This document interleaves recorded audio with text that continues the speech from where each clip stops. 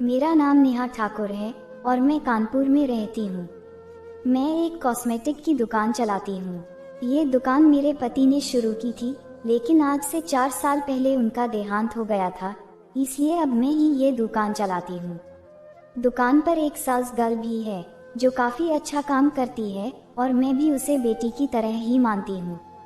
शाम के 7 बजे का वक्त था कि दुकान पर एक पति पत्नी आए और वो सेल्स गर्ल से कुछ बात कर रहे थे। मैंने उन पर ज्यादा ध्यान नहीं दिया। तभी सेल्स गर्ल ने ऊंची आवाज में कहा, आप सुबह भी आए थे, मैंने तब भी आपसे कहा था कि ये कंगन 1000 रुपये से कम नहीं मिलेंगे, चले जाइए अब। मैंने जब ये सुना तो मुझे कुछ याद आ गया। मुझे वही वक्त याद आ गया जब मेरी नई नई शादी हुई थी। उस वक्त हमारी फाइनेंशियल हालत ज्यादा अच्छी नहीं थी। आज भी मुझे याद है, मैं और मेरे पति पहली बार घर से बाहर घूमने गए थे और एक दुकान पर मुझे चूड़ियों का सेट पसंद आ गया था। वो इतनी प्यारी चूड़ियाँ थी कि देखते ही मैंने अपने पति से कहा था, कितनी प्यारी चूड़ियाँ हैं, मैं ये ले लूँ। उस वक्त वो चूड़ियों का सेट 10 रुपये का था। मेरे पति ने दुकान वाले से पूछा, भाई साहब कितने का है ये चूड़ियों का सेट? दुकानदार ने कहा, 10 रुपये का। मेरे पति ने अपना पर्स देखा और कहा, भाई साहब 5 रुपये का दे दो। दुकानदार ने मना कर दिया था। मैं समझ गई थी कि इनके पास इतने पैसे नहीं हैं, इसलिए मैंने भी कह दिया, चलिए रहने दीजिए, ये महंगा लगा रहा है। लेकिन मेरी आंखों में मेरी इच्छा पूरी ना करने का अफसोस मैं साफ देख रही थी। मेरे पति ने 3-4 बार दुकानदार से मिन्नतें की, लेकिन वह नहीं माना। उस दिन मेरे पति की आंखों में मैंने पढ़ लिया था कि ये मुझसे बहुत प्यार करते हैं और मेरे लिए कुछ भी कर सकते हैं। उस दिन के ठीक 2 महीने बाद मेरे पति ने उसी दुकान से मुझे वही चूड़ियों का सेट खरीद कर दिया था।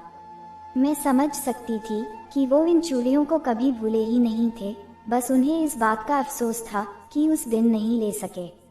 उस दिन के बाद मेरे पति ने दिन रात इतनी मेहनत की और बहुत जल्द अपनी खुद की दुकान खड़ी कर दी। उस दिन के बाद मुझे कुछ भी अपने पति से मांगना नहीं पड़ा। मैं जिस चीज़ पर भी हाथ रख देती थी उसी वक्त वो मुझे ले देते थे। आज जब मैंने इन पति पत्नी को कंगन खरीदते हुए देखा तो मुझे फिर से अपने वही दिन याद आ गए और आंखें नम हो गई। इस आदमी की आंखों में भी अपनी पत्नी को कंगन दिलवाने की वैसी ही ललक मैं साफ देख रही थी। मैं अपने ही ख्यालों में खोई हुई थी कि अचानक से मेरा ध्यान टूटा जब मेरी दुकान की सेल्स गर्ल ने ऊंची आवाज में कहा, जी नहीं, 1000 से कम नहीं हो सकते। उस आदमी के पास पैसे कम थे, इसलिए वो बार बार बोल रहा था कि ये कंगन 600 के दे दीजिए, लेकिन पत्नी बार बार मना कर रही थी खरीदने के लिए। मैंने सेल्स गर्ल को आवाज लगाई और कहा, मैंने कल तुम्हें बोला था कि इन कंगन पर 50% छूट का स्टिकर लगा दो, तुमने लगाया क्यों नहीं? सेल्स गर्ल ने भी हैरानी से कहा, अरे मैम, आपने कब कहा था? ओह, शायद मैं तुम्हें कहना भूल गई। मैंने उस आदमी से कहा, भाई साहब ये कंगन 500 रुपये के हैं, आप ले लीजिए।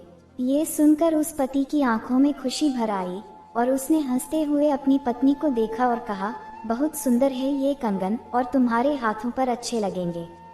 उस आदमी की खुशी देखकर मैं समझ सकती थी कि अगर उस दिन मेरे पति भी वो चूड़ियों का सेट खरीद पाते तो ऐसे ही खुश होते।